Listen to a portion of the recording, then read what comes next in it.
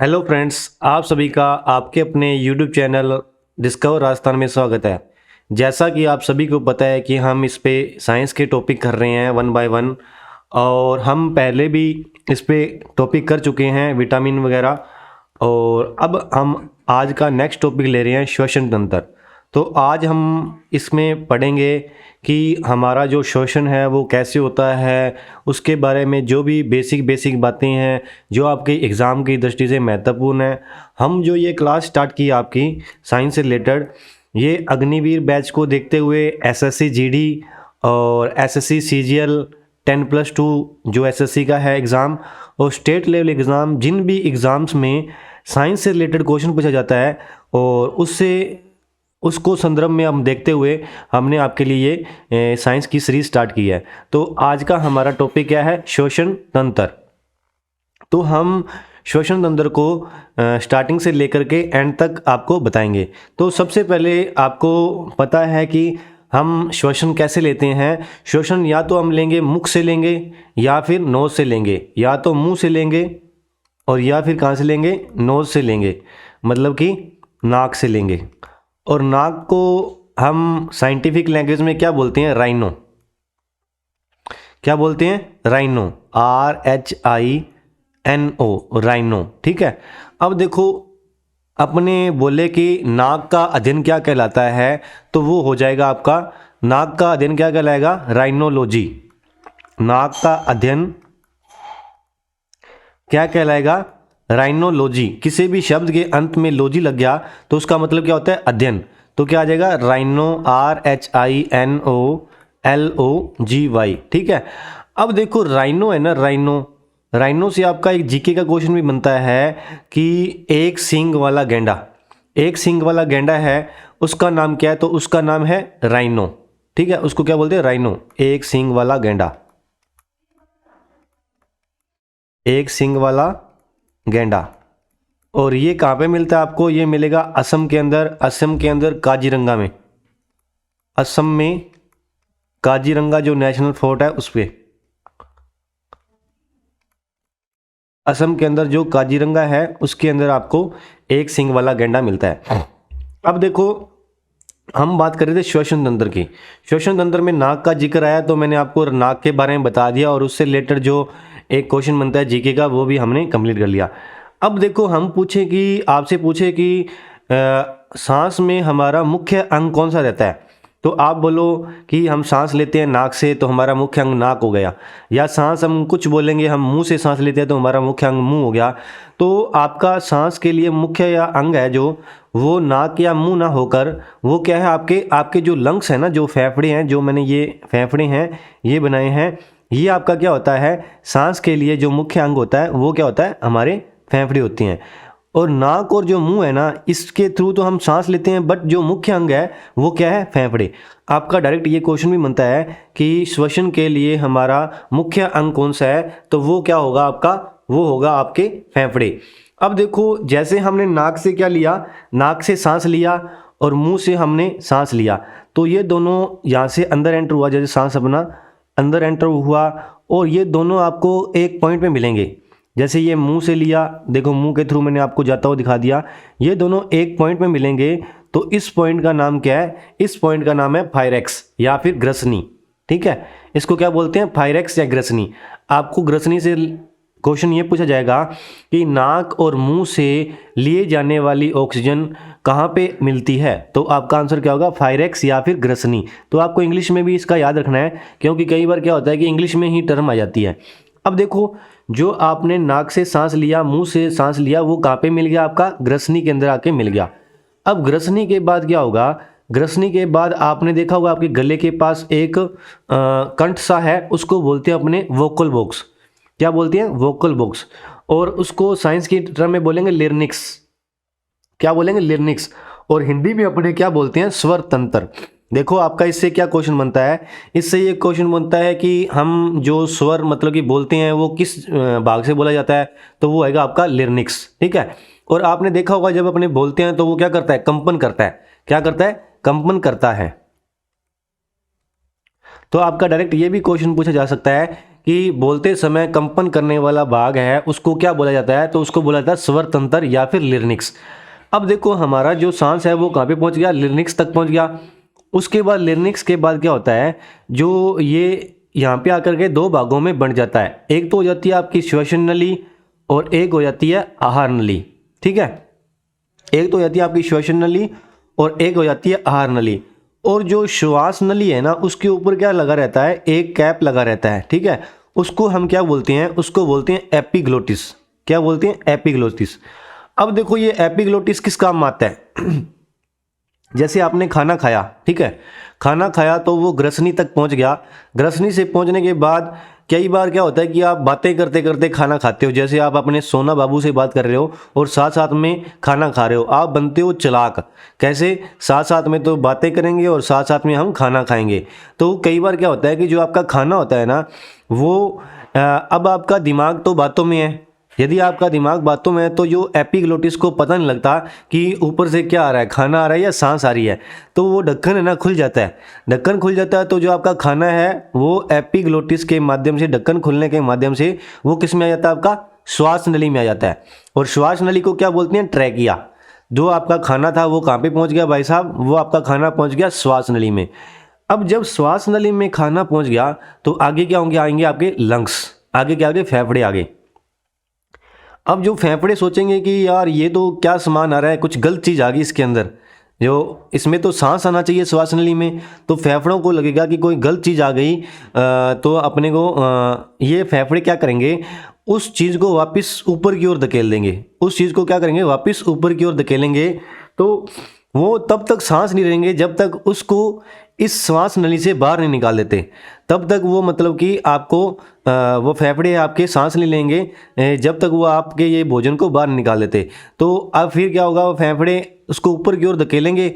और जो आपको हिचकी आती है ना, वो इसी वजह से आती है। कई बार क्या होता है कि आपका खाना है वो श्वास नली में चला जाता है और फेफड़े उसको ऊपर की ओर धकेलते हैं, तो उससे क्या आता है, आपको हिचकी आती है। ठीक है, हिचकी का वो कोई ऐसा रीज़न नहीं है कि कई बार बोलते हैं ना कि कोई याद कर रहा है, तो वो कोई याद नहीं कर रहा होता। वो ये साइंस उसमें ये होती है कि आपका जो भोजन है वो श्वास नली में चला गया है किसी वजह से, तो एपिग्लोटिस के खुले होने से, तो उसको बाहर निकाल लिया जाता है।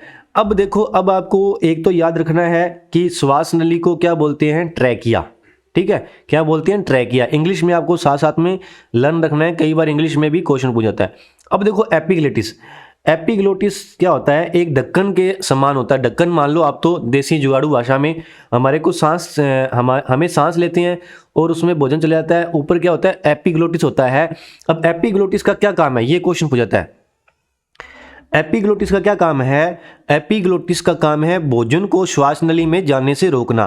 क्या, भोजन को श्वास नली में से जाने से रोकना।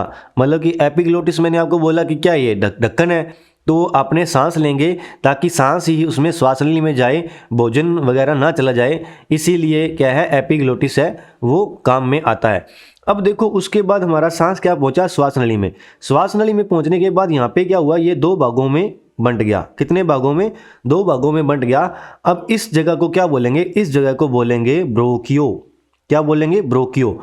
अब ब्रोकियो का आपका कैसे क्वेश्चन पूछता है, वो पूछता है कि श्वास नली को दो भागों में विभक्त होना कि होगा कहाँ पर होता है, तो कौन से पॉइंट पे होता है, वो होता है ब्रोकियो पे। ठीक है, कहाँ होता है, ब्रोकियो पे। अब देखो जो अपना सांस है वो कहाँ पहुंच गया, ब्रोकियो पे पहुंच गया। अब ये नीचे के आगे इनको बोलते हैं एल्विलोई। एल्विलोई यानी कि कुपिकाएं। क्या बोलते हैं, कुपिकाएं, कुपिकाएं। और इंग्लिश में बोलते हैं इसको एल्विलोई, एल्विलोई। ठीक है, अब देखो जो आपका सांस है वो कहाँ पहुंच गया, कुपिकाओं के अंदर पहुंच गया। अब अपने सांस ले रहे हैं तो हम कौन सी गैस ले रहे हैं, हम ले रहे हैं ऑक्सीजन। कौन सी गैस ले रहे हैं, O2। O2 मतलब ऑक्सीजन। अब देखो वातावरण में सबसे अधिक गैस कौन सी पाई जाती है, वातावरण में सबसे अधिक गैस पाई जाती है वो तो पाई जाती है नाइट्रोजन। नाइट्रोजन कितनी पाई जाती है, 78%, है ना। और ऑक्सीजन पाई जाती है 21%। अब देखो N2 किसको लिखते हैं, नाइट्रोजन को। आप ये भी याद रखना, आपके डायरेक्ट ये भी क्वेश्चन आ सकता है कि नाइट्रोजन को कैसे लिखा जाता है, N2 से लिखा जाता है। नाइट्रोजन हिंदी में भी लिख देता हूँ यहाँ पे, नाइट्रोजन को कैसे लिखा जाता है, N2 से लिखा जाता है। अब जब हम सांस लेंगे तो 70% तो नाइट्रोजन हमारे मुंह के, नाक के थ्रू या मुंह के थ्रू अंदर पहुंचेगी और 21% ऑक्सीजन पहुंचेगी। अब देखो फेफड़े क्या करेंगे, जो हमारे ये कोशिकाएं हैं इससे क्या होगा, नाइट्रोजन है 78% अंदर गया है, वो सारे का सारा क्या आ जाएगा, वो सारे का सारा बाहर आ जाएगा। ठीक है, नाइट्रोजन क्या होगा, सारे का सारा क्या आ जाएगा, बाहर आ जाएगा। और उसके बाद क्या बचा, उसके बाद बचा ऑक्सीजन। जो ऑक्सीजन होगा वो कहाँ पे पहुंच जाएगा, वो हमारे ब्लड के अंदर पहुंच जाएगा। ऑक्सीजन क्या है, जो ऑक्सीजन है यहाँ से कोशिकाओं से कहाँ पहुंच जाएगा, ब्लड के अंदर। अब जो ब्लड के अंदर क्या पहुंच गया, ऑक्सीजन पहुंच गया। और अब देखो ब्लड के अंदर तो पहुंच गया ऑक्सीजन, और ब्लड से क्या होगा, कार्बन डाइऑक्साइड है वो बाहर निकलेगा, CO2 बाहर निकलेगा और ऑक्सीजन ब्लड के अंदर चला जाएगा। और हम वापस जब सांस को छोड़ेंगे तो हम क्या निकाल देंगे, हम निकाल देंगे CO2। क्या निकाल देंगे, CO2। CO2 को क्या बोलते हैं, कार्बन डाइऑक्साइड। जो ये 2 है ना, ये 2 लिखा है मैंने, जो ये 2 नीचे होता है यहाँ पे इसकी पैरों में, इसका नाम है कार्बन डाइऑक्साइड, कार्बन डाइऑक्साइड। ठीक है, कार्बन डाइऑक्साइड है उसको हम बाहर निकाल देंगे और ऑक्सीजन है जो हमारी रक्त के अंदर, ब्लड के अंदर मिक्स हो जाएगी। अब जो नीचे होते हैं ना, नीचे नीचे क्या होता है, यहाँ पे डायफ्राम होते हैं, डायफ्राम। अब जो सांप होता है ना, सांप, सांप में आपने देखा होगा कि सांप बड़े बड़े मतलब जीवों को वो सीधा निगल लेता है। वो कैसे निगल लेता है, देखो जैसे मान लो कि आपको मैं यहाँ पे बताता हूँ, बना करके थोड़ा डायग्राम बना के दिखाता हूँ। देखो जैसे ये सांप है, एक मिनट, सांप में क्या होता है, सांप में जो उसके डायफ्राम रहते हैं ना, वो बहुत एक्सपेंडेबल होते हैं। जैसे मान लो कि अपने अंदर तो क्या पाया जाता है, अपने अंदर कंकाल तंत्र पाया जाता है, सांप के अंदर क्या होता है, कंकाल तंत्र नहीं होता है। तो जैसे मान लो कि ये आपका सांप हो गया, ठीक है। अब इसमें जो होती है ना वो डायफ्राम इस प्रकार रहते हैं, इस प्रकार बाहर की ओर, ठीक है। अब जैसे वो कोई भी चीज़ को निगलता है तो वो क्या होता है, उसके ये यहाँ से इसका एरिया एक्सपेंड हो जाता है, एरिया एक्सपेंड हो जाता है तो बड़ी बड़ी चीज़ों को आसानी से निगल लेता है। अब देखो कुछ टर्म्स है वो आपको याद होनी चाहिए, आपके डायरेक्ट एग्जाम में क्वेश्चन पूछा जाता है। जो हार्ट है, ठीक है, हार्ट है, हार्ट किस लिए काम में आता है, हार्ट का काम, ठीक है, ये क्या है, हार्ट का काम। क्या है हार्ट का काम, ब्लड को पंप करना। जो हार्ट है वो ब्लड को प्योर नहीं करता है, ये आप याद रखना कि हार्ट क्या करता है, ब्लड को पंप करता है, ठीक है। उसके बाद आपका आ गया किडनी।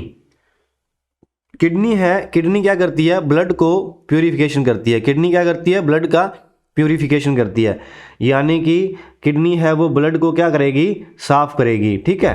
किडनी क्या करेगी, ब्लड को साफ करेगी। उसके बाद हमारा आ गया लंग्स। अब मैंने लंग्स के बारे में आपको क्या बताया था। अब श्वसन तंत्र में हमारा मुख्य अंग क्या है, श्वसन तंत्र में हमारा मुख्य अंग लंग्स है। तो देखो हम क्या लेते हैं, O2 लेते हैं। तो O2 लेते हैं, वो कहाँ पे जाती है, लंग्स के अंदर जाती है। अब हमारा लंग्स का मेन कार्य क्या हो गया, लंग्स का मुख्य कार्य क्या हो गया, लंग्स का कार्य। तो हम देख रहे हैं कार्य क्या है लंग्स का। एक तो है गैसों का विनिर्मीकरण करना या गैसों का आदान प्रदान करना। अब देखो ये कैसी है, हम क्या ले रही हैं, हम ले रही हैं ऑक्सीजन यानी कि O2 ले रही हैं, और क्या छोड़ रही हैं, CO2 हम बाहर निकाल रही हैं। अब देखो गैसों का आदान प्रदान हो रहा है ना, O2 तो क्या जा रही है, अंदर जा रही है, और CO2 बाहर जा रही है, तो क्या हो गया, गैसों का आदान प्रदान ही तो हो रहा है। तो लंग्स का काम क्या है, गैसों का आदान प्रदान करना। तो आपको डायरेक्ट क्वेश्चन पूछा जाएगा कि गैसों का आदान प्रदान किसके द्वारा होता है, तो वो आपका आ जाएगा लंग्स के द्वारा, यानी कि फेफड़ों के द्वारा। अब और क्या है, अब देखो यहाँ से जो O2 जाती है तो वो कहाँ जाती है, रक्त के अंदर जाती है, और रक्त के अंदर क्या हो जाती है, O2 है वो जा कर के मिल जाती है, और CO2 होती है वो निकल जाती है। देखो मैंने यही बात बताई आपको शॉर्ट में। अब श्वसन के अंदर सबसे महत्वपूर्ण क्या है, हमारे लंग्स है। तो आपका डायरेक्ट ये क्वेश्चन पूछा जाता है, श्वसन के अंदर सबसे महत्वपूर्ण अंग का नाम बताओ, श्वसन तंत्र के अंदर सबसे महत्वपूर्ण अंग का नाम बताओ, तो क्या हो जाएगा आपका फेफड़े। और इसको क्या बोला जाता है, इसको बोला जाता है फुसफुसिया श्वसन। अब देखो जो अपना श्वसन होता है, मछली है ना, जो मछली होती है, मछली श्वसन किससे करती है, गलफड़ों की सहायता से मछली है वो क्या करती है, श्वसन करती है। अब जो बातें मैंने आपको बताई थी कि नाइट्रोजन कितनी % पाया जाता है वातावरण में, 78% पाया जाता है, O2 कितना पाया जाता है, 21% पाया जाता है, और 1% क्या है, अन्य गैसें पाई जाती है। वही चीज़ें लिखी हुई है। मछली क्या करती है, सांस किससे लेती है, गलफड़ों से लेती है, ठीक है। नाइट्रोजन कितना है, 78%, ऑक्सीजन 21% और अन्य गैसें 1%। और ऑक्सीजन क्या है, जिससे हम अंदर की ओर लेते हैं, और कार्बन डाइऑक्साइड क्या है, जिसे हम छोड़ते हैं, ठीक है। अब देखो, अब हम क्या कर रहे हैं, हमने जो श्वसन की प्रक्रिया पढ़ी है उसके बारे में हम एक बार दोबारा आपको एक अच्छे से नोट्स बनवा देता हूँ। देखो, सबसे पहले हमारा क्या है, नोज़, ठीक है। अब नोज़ से या फिर हम मुंह से, यानी कि मुख से हमने क्या लिया, सांस लिया। नोज़ से या फिर मुख से हमने क्या लिया, सांस लिया। अब वो सांस किस में जाएगी, वो सांस जाएगी पायरेक्स में। पायरेक्स से क्या, कहाँ पे, दोनों जगह पे वो क्या हुई, मुख से और नोज़ से, यानी कि ये मुख हो गया और ये नोज़ हो गया। इससे आपकी दोनों की सांस आई, वो कहाँ पे मिल गई, आकर के पायरेक्स पे। तो उसको क्या बोलेंगे, ग्रसनी या फिर पायरेक्स, ठीक है। उसके बाद मैंने आपको क्या बताया, उसके बाद मैंने बताया कि आपका स्वर तंत्र आएगा, जहाँ से अपने बोलते हैं तो वहाँ पे क्या होता है, कंपन होता है ना। स्वर तंत्र में जब अपने बोलते हैं तो क्या होता है, कंपन होता है। तो आपका इसमें डायरेक्ट क्वेश्चन क्या आएगा कि ध्वनि उत्पादन के लिए कौन सी चीज़ होती है ध्वनि उत्पादन के लिए, तो उसको बोलेंगे स्वर तंत्र या फिर लिर्निक्स, ठीक है, स्वर तंत्र या फिर लिर्निक्स। उसके बाद देखो हमारा क्या था, उसके बाद था हमारा एपिग्लोटिस। एपिग्लोटिस का मुख्य प्रश्न बनता है कि भोजन को विंड पाइप में जाने से कौन रोकता है। जो विंड पाइप है, जो श्वास नली है, विंड पाइप को क्या बोलते हैं इंग्लिश में, हिंदी में श्वास नली, श्वास नली। भोजन को श्वास नली में जाने से कौन रोकता है, एपिग्लोटिस। एपिग्लोटिस क्या करेगा, भोजन को श्वास नली के अंदर नहीं जाने देगा। और फिर एपिग्लोटिस आ गया, एपिग्लोटिस ने क्या किया, भोजन को विंड पाइप में नहीं जाने दिया। अब जो सांस है वो कहाँ पे पहुंच जाएगा, सांस कहाँ से जाएगा, श्वास नली से जाएगा, और श्वास नली को क्या बोला जाता है, ट्रैकिया। ये चीज़ें आपकी महत्वपूर्ण थी, जो आपकी श्वसन में आपको पता होने चाहिए। अब उसके बाद मैंने आपको बताया था कुपिकाओं के बारे में, है ना भाई। नीचे की ओर अब जो कुपिकाएं होती हैं, अब कुपिकाओं के बारे में अपने देख लेते हैं। अब देखो, जो सांस है वो आपका श्वास नली से होकर के लंग्स के अंदर पहुंच गया। ये आपके क्या है, लंग्स हैं, और लंग्स में क्या होती है, कुपिकाएं होती हैं। और ये कुपिकाएं होती हैं, इनसे जो सांस है ना वो जा करके क्या करता है, यहाँ पे आपका रक्त बहता होता है, यहाँ पे आपका क्या बह रहा है, ब्लड बह रहा है, ठीक है। इसके नीचे आपका ब्लड बह रहा है। तो यहाँ से क्या होगी, जो O2 है वो तो कहाँ चली जाएगी, ब्लड के अंदर चली जाएगी, और CO2 कहाँ से, ब्लड से बाहर निकल जाएगी। क्या निकल जाएगी, CO2 है जो वो ब्लड से बाहर निकल जाएगी। अब देखो, दो तीन महत्वपूर्ण क्वेश्चन बनते हैं। एक तो बनता है श्वसन तंत्र की इकाई क्या होती है। श्वसन तंत्र की क्या होती है इकाई, कुपिकाएं, या फिर इंग्लिश में बोलो तो एल्विलोई। क्या होती है, एल्विलोई। ये क्या होगी, हमारी श्वसन तंत्र की इकाई। इसी प्रकार मनुष्य की इकाई क्या होती है, मनुष्य की इकाई क्या होती है, सेल होती है। सेल यानी कि कोशिका। और कोशिका की खोज किसने की थी, कोशिका की खोज की थी रॉबर्ट हुक ने। किसने, रॉबर्ट हुक ने। अब उसके बाद एक अपना नेक्स्ट क्वेश्चन क्या आ गया, नेक्स्ट बनता है किडनी की इकाई क्या है। किडनी की इकाई क्या होगी, हमारी नेफ्रॉन, ठीक है। किडनी की इकाई क्या होगी, नेफ्रॉन। अब देखो, नीचे आपको एक चीज़, एक डायग्राम बना करके समझाया गया है।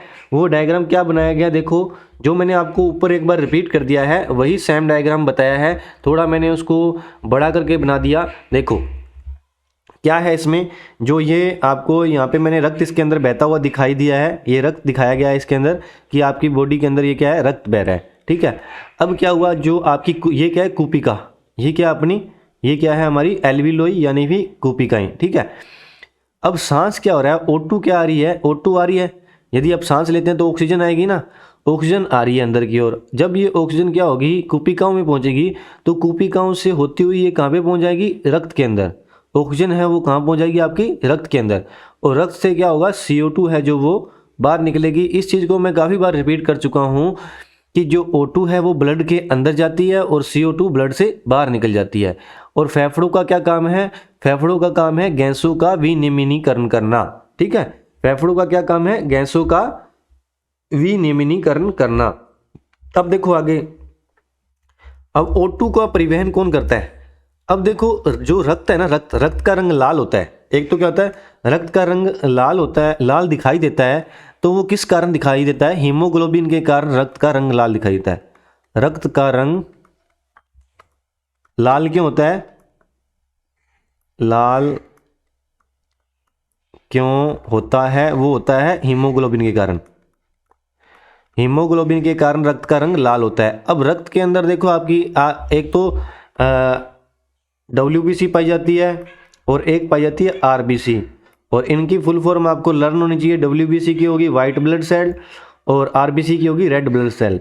और रेड ब्लड सेल का जीवन काल कितना होता है? 120 दिन। और WBC का जीवन काल कितना होता है? 4 से 5 दिन। ठीक है। अब देखो O2 का परिवहन कौन करता है? O2 का परिवहन करता है हीमोग्लोबिन। कौन करता है O2 का परिवहन? O2 का परिवहन कौन करता है? हीमोग्लोबिन। अब हीमोग्लोबिन की वजह से ही रक्त का रंग क्या होता है? लाल होता है। अब यदि आपके पास क्वेश्चन आ गया CO2 का परिवहन कौन करता है, तो देखो अब O2 का परिवहन हीमोग्लोबिन नहीं करता, तो आप क्या करते हो? CO2 आपको याद में नहीं रहता, तो आप CO2 का भी परिवहन क्या कराते हो? हीमोग्लोबिन कराते हो। बट रियलिटी में ये नहीं है। रियलिटी में हीमोग्लोबिन यदि CO2 का जो परिवहन करता है ना, तो वो बहुत कम मात्रा में करता है, 10 से 20% के अंदर करता है। तो आपको आंसर हीमोग्लोबिन नहीं लगाना है, आपको लगाना है बाइकार्बोनेट। O2 का परिवहन कैसे होता है? बाइकार्बोनेट के रूप में होता है। 70% जो है वो O2 का परिवहन, CO2 का परिवहन है जो वो बाइकार्बोनेट के थ्रू होता है, और 7% आपका प्लाज्मा के थ्रू होता है। तो ये थी आपकी सांस लेने की प्रक्रिया।